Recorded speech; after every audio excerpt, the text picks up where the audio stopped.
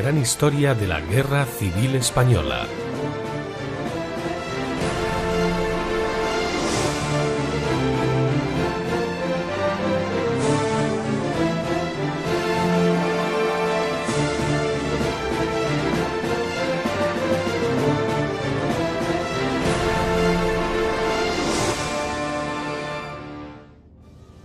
La desbandada republicana en Borjas Blancas al sur y en Artesa de Segre al norte determina la suerte de Cataluña.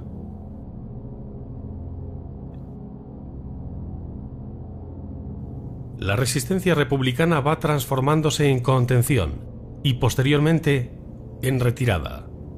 Se defienden enconadamente hasta el 6 de enero de 1939, cuando las tropas nacionales envuelven el frente desde el norte y el sur. El avance espectacular es ya de 80 kilómetros desde el punto de partida.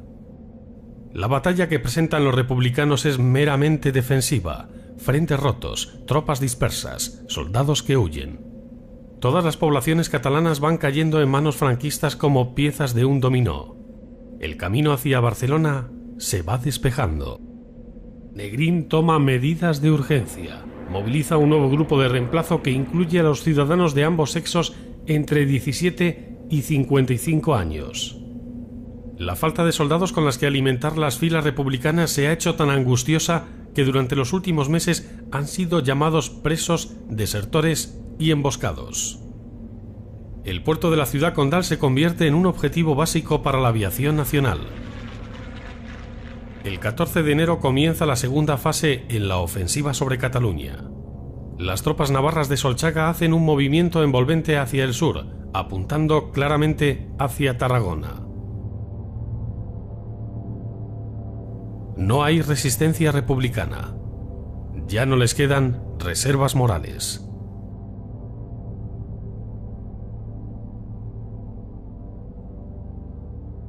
El 21 de enero entran en Villafranca del Penedès y en Sitges, a pocos kilómetros de Barcelona. El 23 de enero toman Manresa.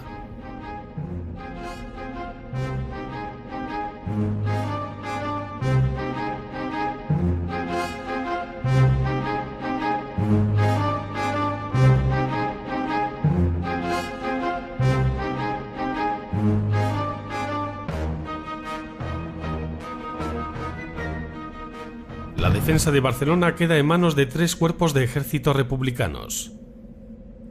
Tagüeña cuenta con unos 2.000 hombres y enfrente tiene a 100.000 que marchan hacia Barcelona. Se ordena el traslado inmediato del gobierno de Barcelona a Gerona.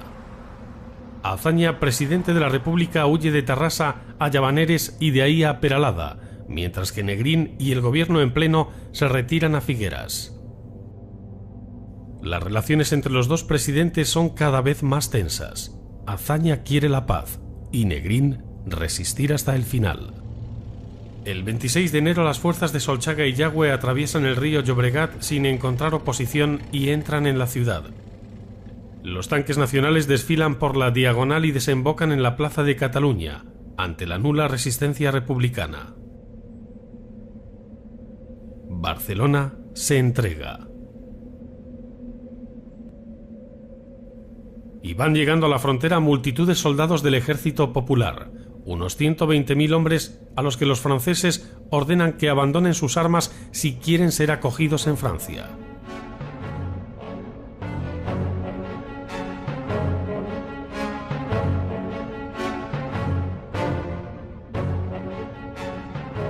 A pesar de la rapidez de la retirada, dado el caos y la precipitación de la misma, unos 50.000 soldados republicanos son capturados por los nacionales.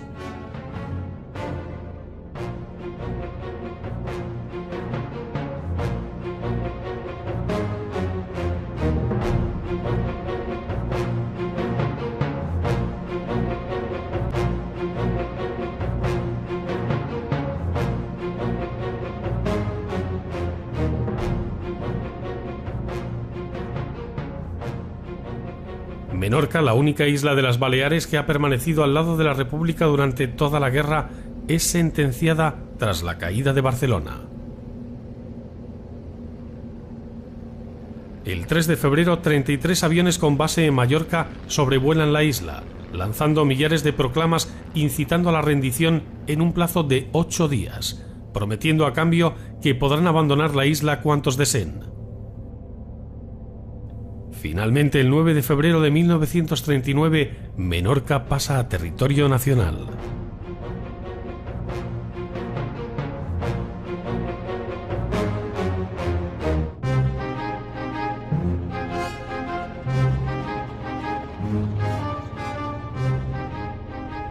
La República se desintegra. Desde el exilio el gobierno poco puede hacer. Los nacionales ocupan más de 2/3 de la superficie total de España.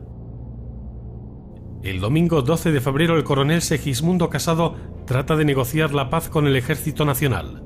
La conexión se establece a través de una organización secreta que funciona en Madrid con el nombre de Lucero Verde.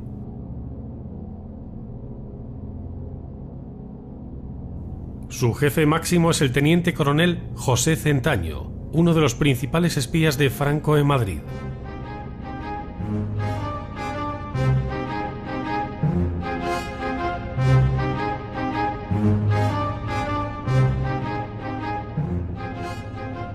Los comunistas, sin embargo, quieren seguir combatiendo hasta el final.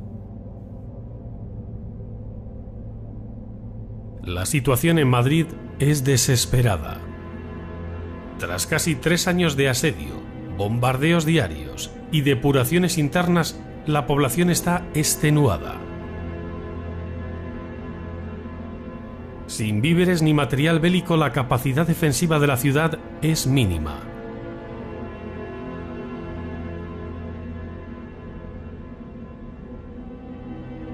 La Guerra Civil Española, denominada por muchos como la Primera Guerra Moderna, estrena los primeros bombardeos a ciudades. El 27 de agosto de 1936 se produce el primer ataque aéreo. Junkers alemanes bombardean Madrid durante 48 horas. Se trata de la primera vez que una ciudad es atacada por la aviación.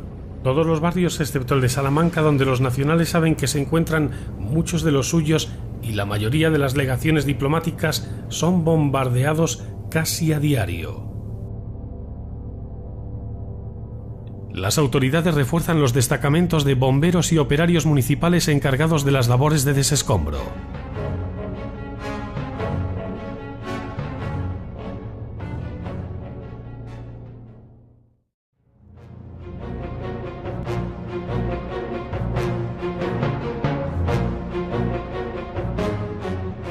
Madrid se rinde. La guerra ha acabado.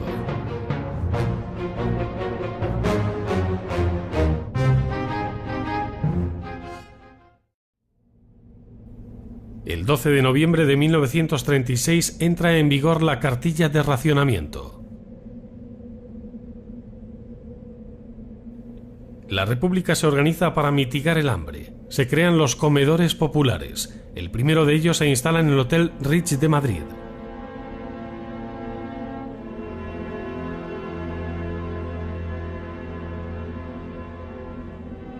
Valencia ayuda al abastecimiento de la capital.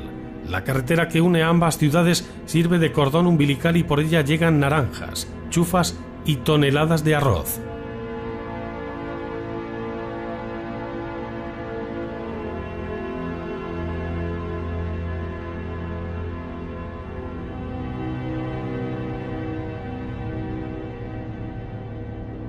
En la España nacional se asoma la escasez de alimentos, según van avanzando sus tropas por territorio conquistado. Negrín reitera al coronel Casado la imperiosa necesidad de resistir. No hay otra solución.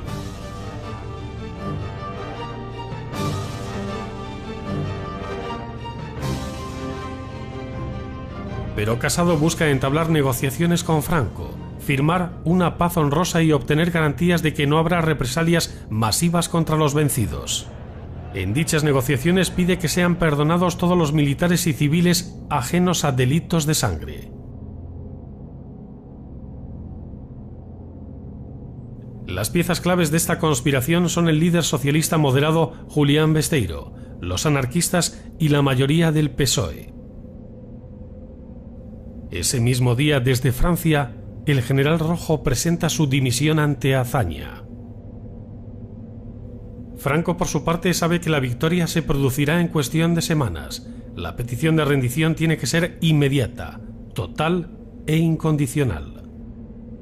El ejército de la República ha alistado a la quinta de los nacidos en 1919, la quinta del Biberón, así como a las quintas de los nacidos entre 1920 y 1921, llamada la quinta del Chupete.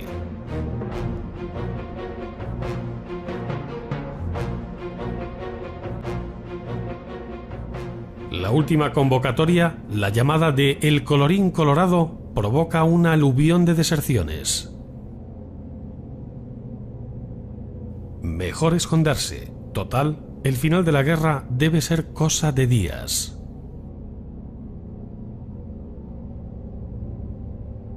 Durante todo el mes son frecuentes los bombardeos sobre las ciudades republicanas de las áreas de Centro y de Levante.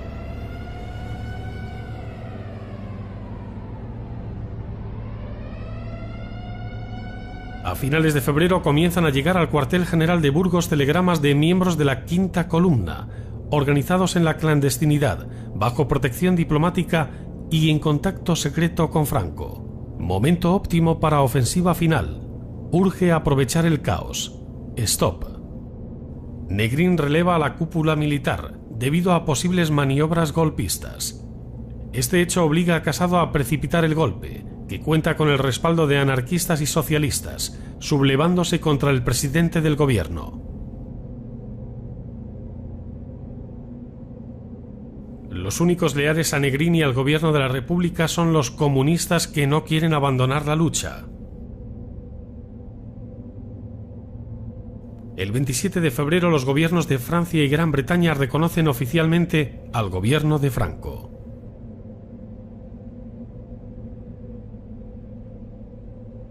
Ese mismo día Manuel Azaña, presidente de la República, dimite desde Francia. El 5 de marzo culminan los últimos preparativos para la conspiración.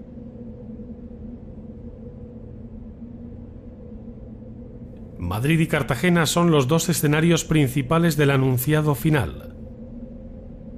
Pero los primeros acontecimientos no ocurren en la capital, sino en la base naval de Cartagena. En la ciudad murciana, pequeña pero de vital importancia, ya que en ella permanece toda la flota republicana, la situación se enrarece hasta límites insospechados, llegándose a producir a la par una revuelta republicana a favor del fin de la guerra y otra nacional, con el objetivo de reconquistar la ciudad desde dentro.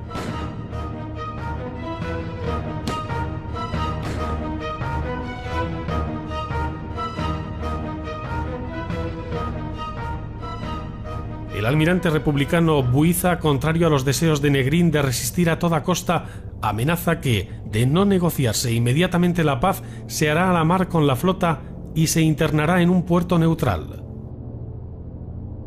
Mientras la flota adopta esa postura en la ciudad y en la base naval, se multiplican las conspiraciones. Distintos grupos con fines diferentes, sin relación entre sí, conspiran de forma caótica en la ciudad mediterránea. La Quinta Columna intenta tomar la ciudad por las armas. Se apodera de la emisora de radio y desde sus micrófonos lanza consignas a favor de Franco entre los sones de la Marcha Real. Para evitar la captura de la flota republicana, todos los buques salen a alta mar el 5 de marzo a las 12 horas, internándose en la base tunecina de Bizerta. La República pierde así 3 cruceros, 8 destructores y otras unidades menores. La confusión en Cartagena es total. Parece que la ciudad ha quedado en manos de los nacionales, y creyendo que tienen el control de toda Cartagena, así se le comunica a Franco, cuando en realidad no dispone más que de la base y el arsenal, y no por mucho tiempo. Antes de conocer esta nueva situación, Franco da órdenes de realizar un desembarco en la ciudad, aprovechando que la flota republicana se ha marchado, para ayudar a los que desde dentro se han sublevado en nombre del bando nacional. Y comienzan a llegar a la altura de Cartagena los primeros transportes de tropas nacionales que alcanzan la zona a las 20 horas del 6 de marzo. Es el convoy del almirante Moreno, que se aproxima para tomar la base naval y la ciudad. pero Cartagena y sus baterías se encuentran de nuevo en manos comunistas y Franco ordena suspender la operación. Pero los buques nacionales Castillo Olite y Castillo Peñafiel han zarpado de Castellón para apoyar el desembarco y al carecer de radio no reciben la orden de retirada. Cuando el Olite avista el puerto de Cartagena, un avión nacional sobrevuela el barco para avisarles que den media vuelta, pero los marinos creen que les saluda y les da paso libre para entrar en el puerto. El Castillo Olite es hundido en menos de 15 minutos por las baterías y la aviación republicana. De la tripulación de 2.112 hombres mueren 1.477, 342 son hospitalizados y 293 son internados en un campo de prisioneros. El buque Castillo Peñafiel consigue escapar poniendo rumbo a Ibiza.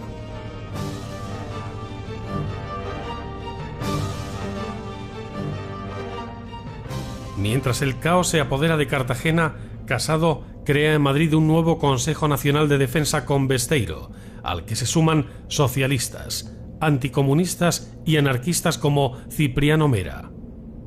La noche del 5 de marzo, las fuerzas casadistas, con la colaboración de los hombres de Cipriano Mera, ocupan los ministerios de Defensa, Gobernación y Comunicaciones. El Consejo emite por radio el siguiente mensaje: 31 meses de guerra cubriendo de ruinas y sangre a España. Mientras el pueblo sacrifica a sus mejores hijos, los que apuestan por la resistencia abandonan sus puestos de manera vergonzosa. No puede permitirse que en tanto el pueblo lucha y muere, unos cuantos privilegiados preparen su vida en el extranjero. O nos salvamos todos o todos nos hundimos.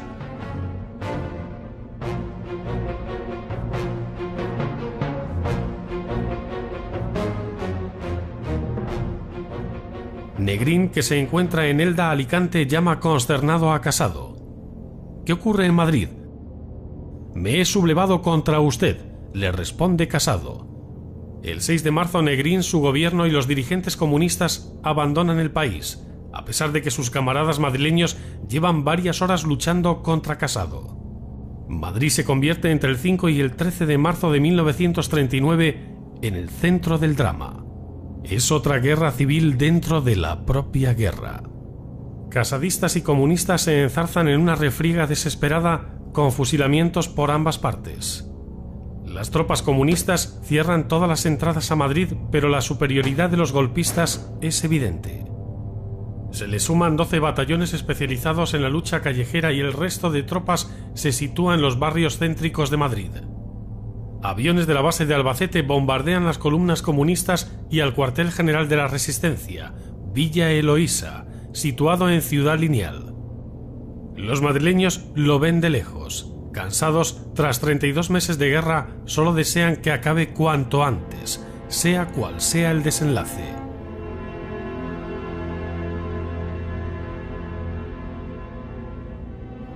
Ya no hay tierra para enterrar a tanto muerto.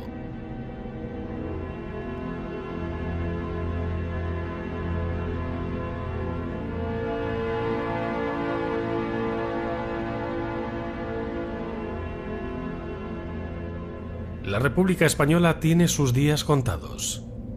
Se declara el estado de sitio.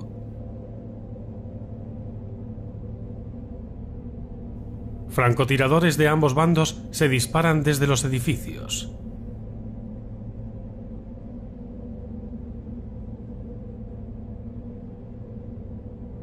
Amanece el 6 de marzo y tropas comunistas alcanzan Cuatro Caminos. Allí toman todos los edificios de la zona.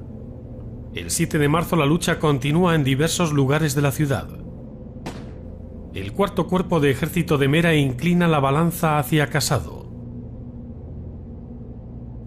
Los disparos se suceden durante el 8 de marzo en el cuartel de la Montaña y en las calles Mayor, Bailén y en la glorieta de Cuatro Caminos. Hasta el 10 de marzo no se acuerda el alto el fuego definitivo entre casadistas y comunistas. Las fuerzas de Casado se hacen con el control de toda la ciudad el 13 de marzo.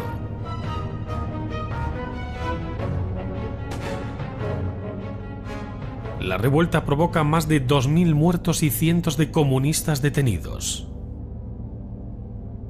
Una vez sofocada la revuelta en Madrid, el Consejo de Defensa se reúne para poner en marcha las negociaciones de paz. Pero Franco no acepta concesiones, más ahora que está tan cerca de la victoria. La rendición debe ser incondicional.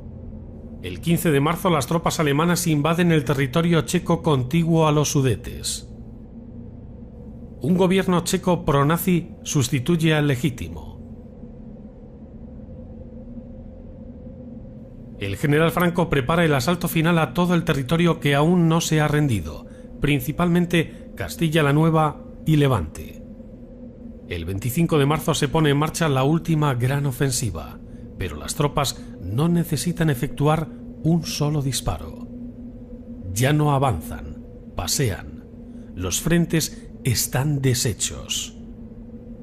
Los soldados del bando republicano abandonan en masa las posiciones y se marchan a sus casas, sin que sus oficiales intenten impedírselo. Otros muchos se entregan sin oponer resistencia. Filas interminables de prisioneros inundan todos los caminos. Escoltados por la aviación franquista, los aviones republicanos vuelan desarmados. Y en tierra pueblos enteros se entregan a los nacionales. El resto del ejército se debe rendir no más tarde del 27 de marzo. Ya no lucha nadie en el otro lado. Es el derrumbamiento final. Al anochecer del 26 de marzo de 1939, en las trincheras que rodean Madrid, los soldados de ambos bandos abandonan sus posiciones. Faltan muy pocas horas para que el ejército republicano entregue la capital, y ya no es posible detener a los soldados. Tampoco a la población civil. Madrid queda a merced de los nacionales. Las líneas de los frentes republicanos se desintegran en un proceso espontáneo.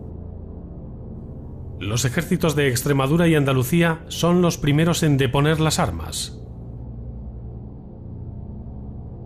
La ciudad de Madrid, hasta entonces inexpugnable bastión republicano, rinde sus posiciones y claudica ante su enemigo.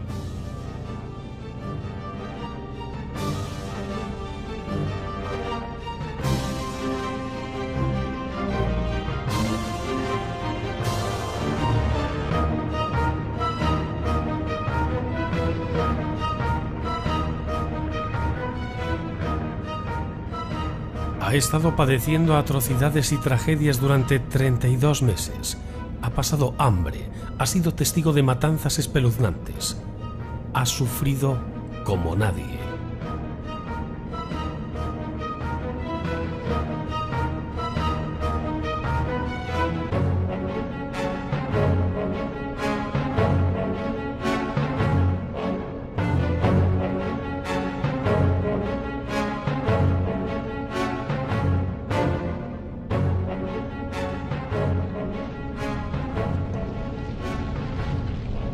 En las afueras de Madrid se van concentrando camiones con víveres para la hambrienta población.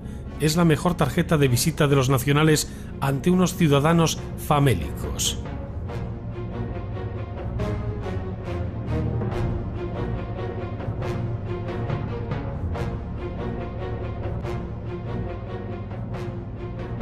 El 28 de marzo de 1939, a las 13 horas, en las ruinas del Hospital Clínico, el coronel Prada rinde la plaza al coronel nacional Losas. El general Espinosa de los Monteros está a las puertas de la ciudad. Soldados republicanos intentan confundirse con los civiles. El avance sobre Madrid es rápido y profundo. Toda la ciudad ya es territorio nacional. Las trincheras de la ciudad universitaria, de la Casa de Campo, del Parque del Oeste se quedan vacías de soldados, mudos testigos de la caída de Madrid.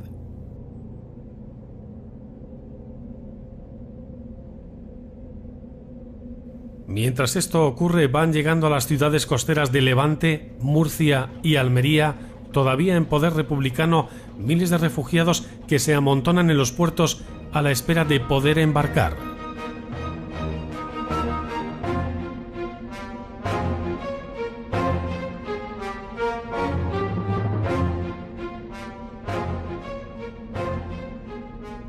El 28 de marzo, Casado hace un llamamiento a la serenidad desde Valencia.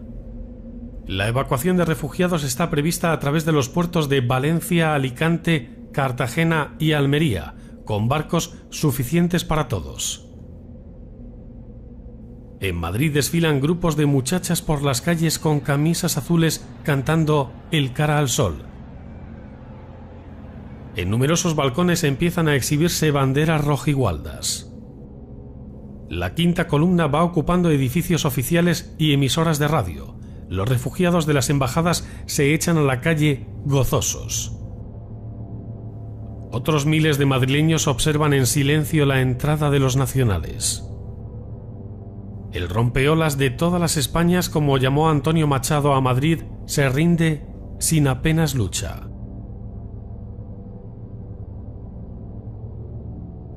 A las 12 del mediodía toda la ciudad está en manos de la quinta columna. La Legión Cóndor sobrevuela el cielo ante el mudo asombro de los madrileños. Ya no caerán más bombas. A las puertas de Madrid, el mítico barman Chicote brinda con las tropas nacionales.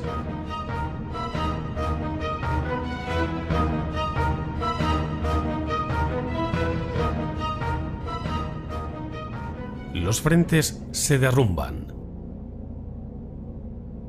La infantería salta de unas trincheras a otras. Los pueblos que circundan la capital van cayendo sin resistencia.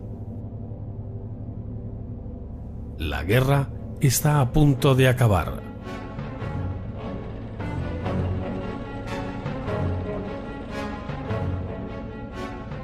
Las tropas nacionales entran en Madrid por la calle Cea Bermúdez y el puente de Toledo sin pegar un solo tiro.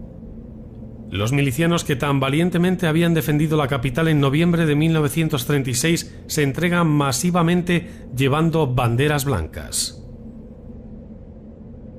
La llegada de los nacionales apacigua por unas horas la hambruna de la población civil, cansada y famélica. Como imagen del hambre sufrida en la capital, baste decir que durante la guerra los madrileños le pusieron una pintada a la estatua de Neptuno.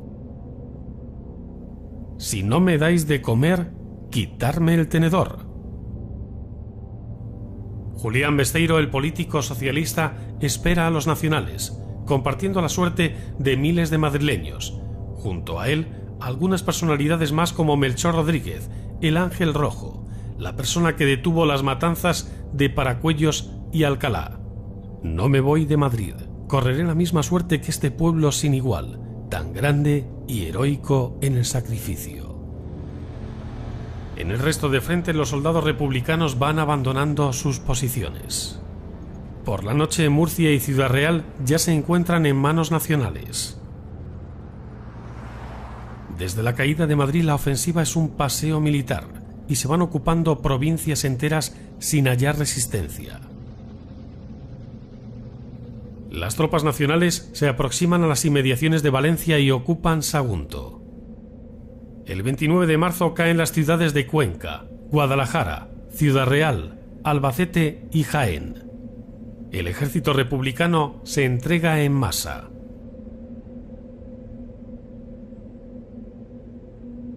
Los nacionales capturan más de 50.000 prisioneros, casi todos con huellas de cansancio, hambre y suciedad.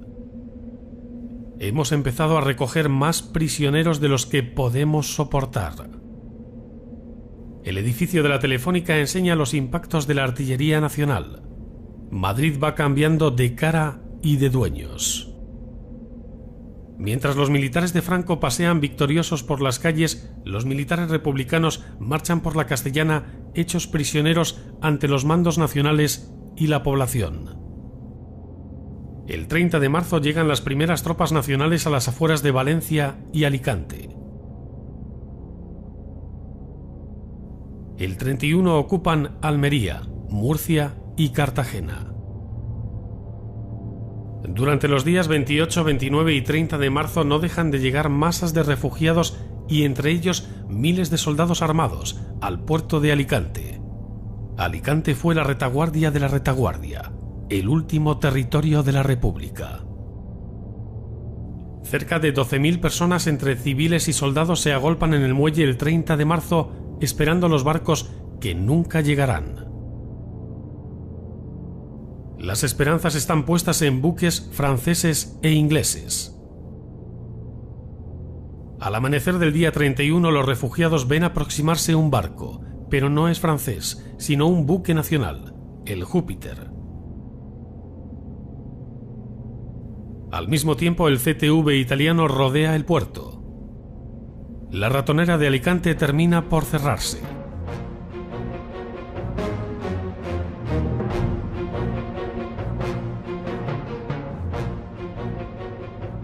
A las 14:45 horas del 1 de abril, Alicante, la última ciudad republicana, se rinde. En el día de hoy, cautivo y desarmado el Ejército Rojo, han alcanzado las tropas nacionales sus últimos objetivos militares. La guerra ha terminado. Burgos, 1 de abril de 1939, año de la victoria. Durante los primeros días de abril se producen conatos de violencia aislada en determinadas poblaciones, donde algunos republicanos se niegan a entregar las armas. Todavía el 17 de abril no están tomadas todas las plazas, pero a finales de mes todo el territorio español ya está en manos nacionales.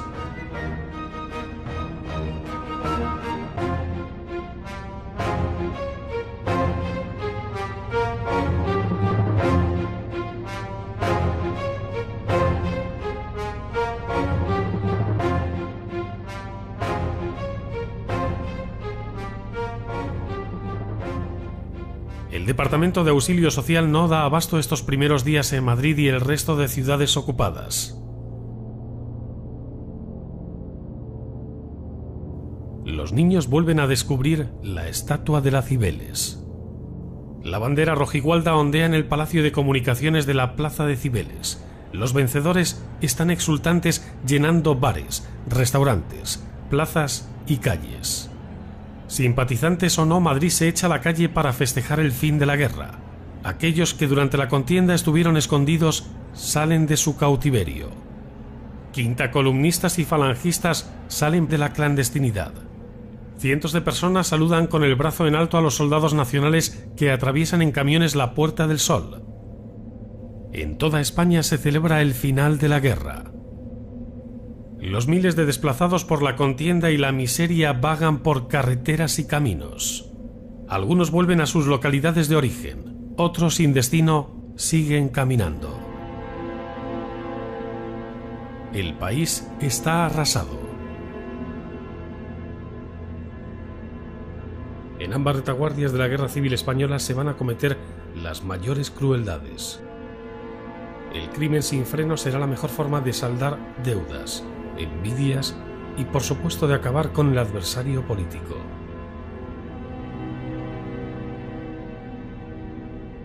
Las cifras varían según qué historiador las aporte, pero como decía el filósofo Ortega y Gasset, mire usted, cuando se llega a lo métrico decimal, mal asunto. La Guerra Civil Española deja un saldo final de 375.000 muertos. 200.000 debido a las acciones bélicas, el resto 175.000 víctimas de represalias políticas en ambos bandos.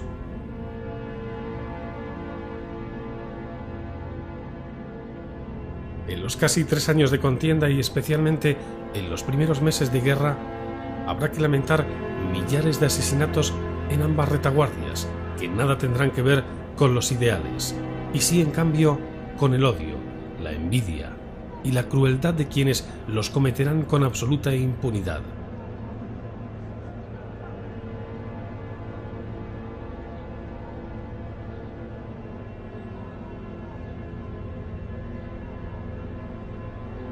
La Guerra Civil Española será el último conflicto bélico donde se combatirá por ideales. Por primera vez en la historia de la humanidad, hombres de 20 países vendrán a España a luchar por sus ideas.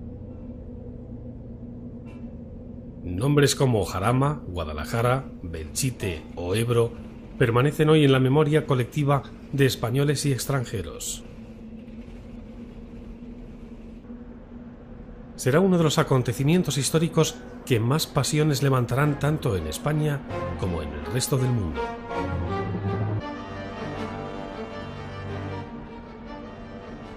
La contienda española va a significar el final de una era de entreguerras y, sobre todo, de la paz mundial.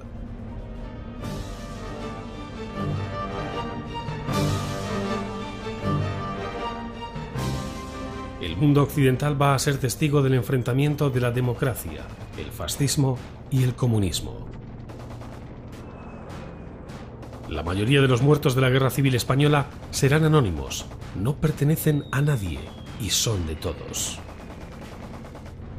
La guerra es la ley terrible y eterna del mundo. Responde al deseo de los hombres a inmolarse a sí mismos.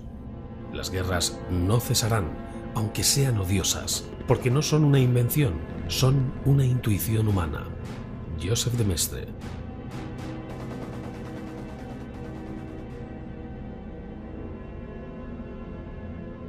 El conflicto de España mantendrá en vilo a las cancillerías de medio mundo.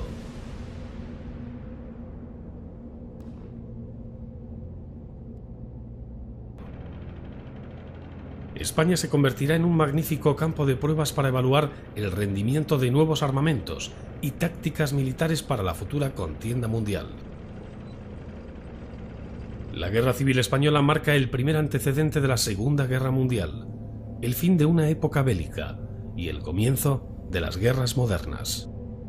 Voluntarios de más de 20 países vendrán a luchar en una guerra que no es la suya, bien por ideales o bien como soldados a sueldo. Hombres de todo el mundo vendrán a España a combatir por los españoles y por ellos mismos.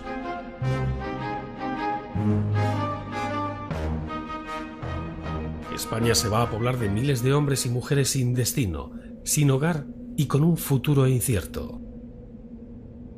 Las ciudades y pueblos de España se vacían de hombres, que son movilizados, y las mujeres tienen que asumir el vacío de la guerra.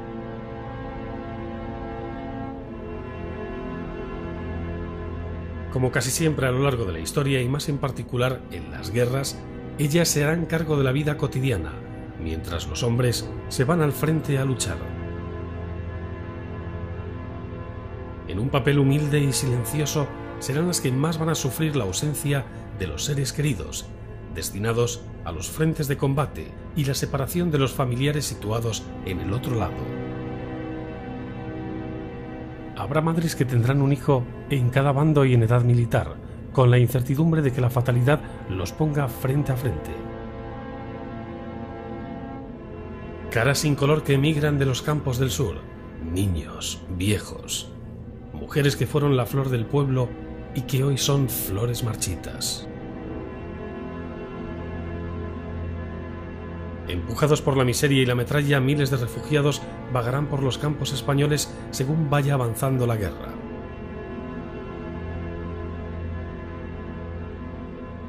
Y las mujeres con la constante incertidumbre de la pérdida. Y los niños se verán atrapados en una guerra de mayores, entre odio, sangre y venganza. Por primera vez en la historia se producirá el fenómeno de las evacuaciones oficiales de niños, con el objetivo de alejarles de los escenarios bélicos. Comienza así uno de los éxodos infantiles más importantes del siglo XX. En las ciudades que han quedado en zona republicana cercanas al frente, comienza un éxodo infantil a colonias situadas en la costa mediterránea. En total se crearán unas 564 colonias que acogerán a 45.000 niños. Los niños también serán enviados fuera de España. A Francia y Bélgica llegan alrededor de 26.000. A Gran Bretaña, unos 4.000. A Rusia llegan 2.800. A Suiza, 450. A México, 454. Y a Dinamarca unos 100 niños españoles. En total unos 33.000 serán evacuados fuera de España. Son los mundialmente conocidos como niños de la guerra. De los 33.000 volverán a España unos 20.000 al final de la contienda.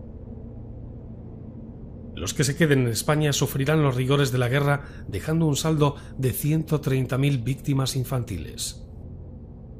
La natalidad, lógicamente, también disminuye de manera considerable. Los niños intentan sobrevivir en una guerra de mayores. Las retaguardias de cualquier guerra son más crueles que los frentes de batalla, porque solo mueren inocentes desarmados. Días antes de acabar la Guerra Civil Española, miles de civiles, empujados por la metralla, huirán hacia la frontera de Francia y a los puertos mediterráneos. Miles de refugiados invadirán las carreteras, caminos y puertos. Cerca de 500.000 de desplazados, entre civiles y soldados, será el punto final de la contienda. Un ejército en retirada es como un torrente de piedras, fango y árboles arrancados de cuajo, que se precipita barranco abajo. Y hoy, por fin, después de 72 años, vencedores y vencidos pueden examinar libremente la historia, evocar sin rencores la Guerra Civil Española. La economía está devastada. Durante los 3 años de contienda se deja de producir el equivalente al Producto Interior Bruto de un año normal. Hay más de 500.000 de casas destrozadas. La gran mayoría de los españoles tienen que empezar de cero. La guerra se consuma a finales de abril, cuando los nacionales entran en las localidades alicantinas de Ibi y Tibi. Empieza para todos los españoles el inmenso esfuerzo de aprender a vivir en paz sobre las ruinas de España.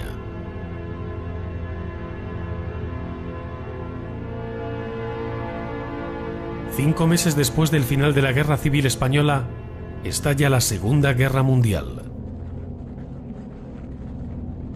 Alemania invade Polonia en septiembre de 1939 y gracias al Tratado de No Agresión, firmado por Hitler y Stalin, la parte oriental del país es anexionada por la Unión Soviética.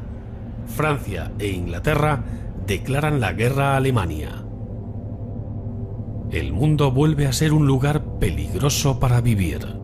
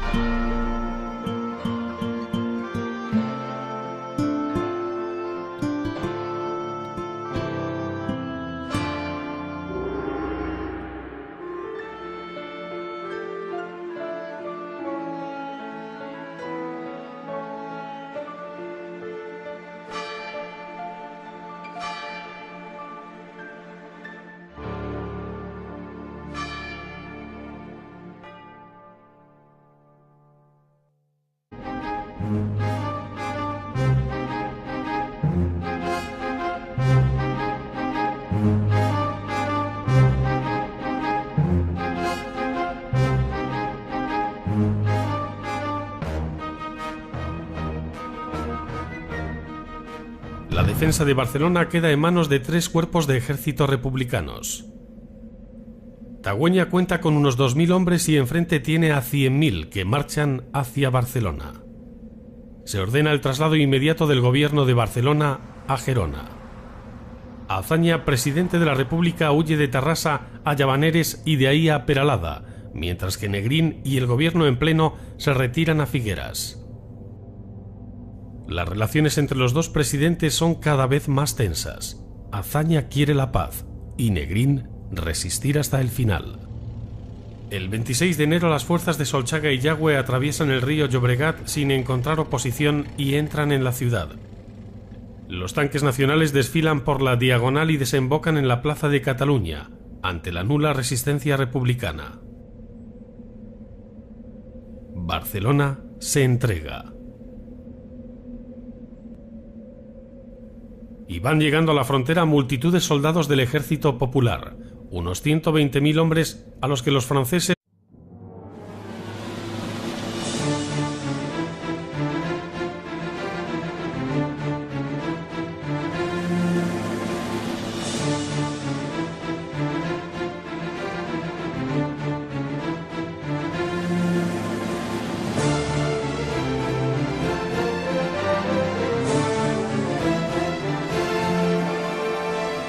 La gran historia de la Guerra Civil Española.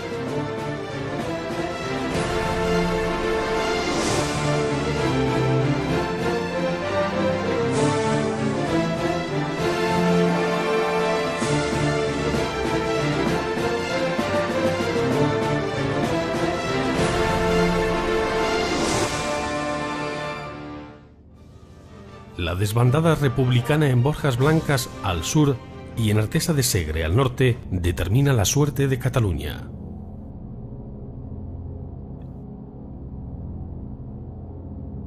La resistencia republicana va transformándose en contención y posteriormente en retirada. Se defienden enconadamente hasta el 6 de enero de 1939, cuando las tropas nacionales envuelven el frente desde el norte y el sur. El avance espectacular es ya de 80 kilómetros desde el punto de ordenan que abandonen sus armas si quieren ser acogidos en Francia.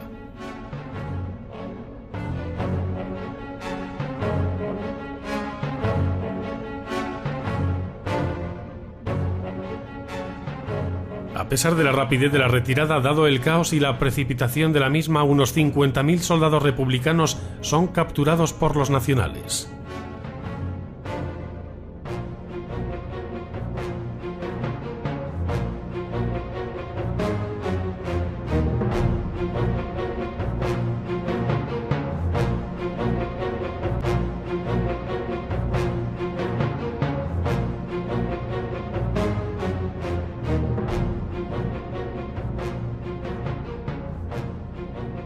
Menorca, la única isla de las Baleares que ha permanecido al lado de la República durante toda la guerra, es sentenciada tras la caída de Barcelona.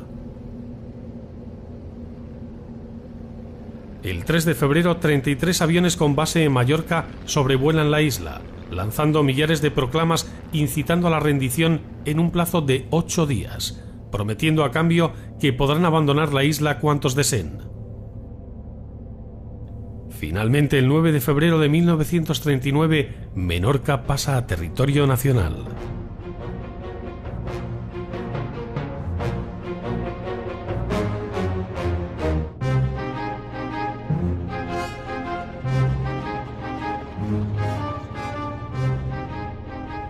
La República se desintegra. Desde el exilio el gobierno poco puede hacer.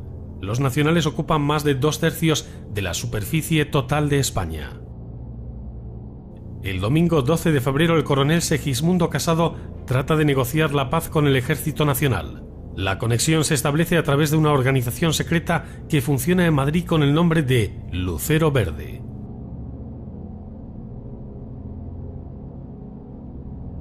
Su jefe máximo es el teniente coronel José Centaño, uno de los principales espías de Franco en Madrid.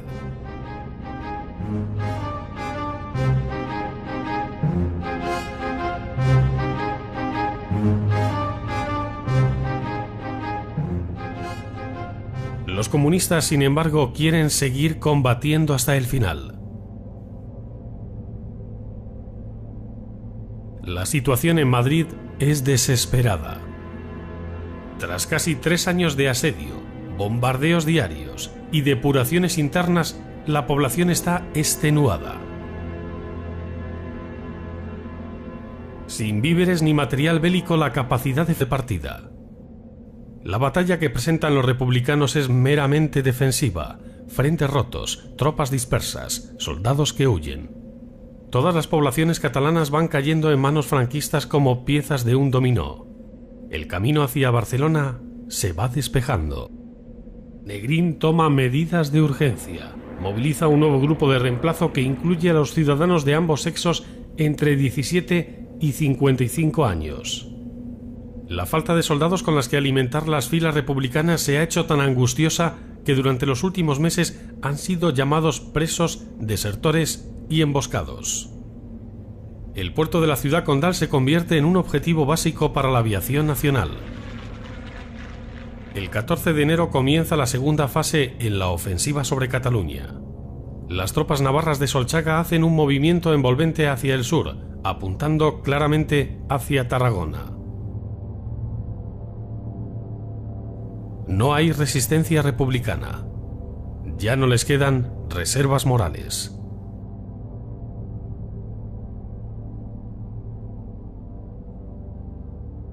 El 21 de enero entran en Villafranca del Penedès y en Sitges, a pocos kilómetros de Barcelona. El 23 de enero toman Manresa.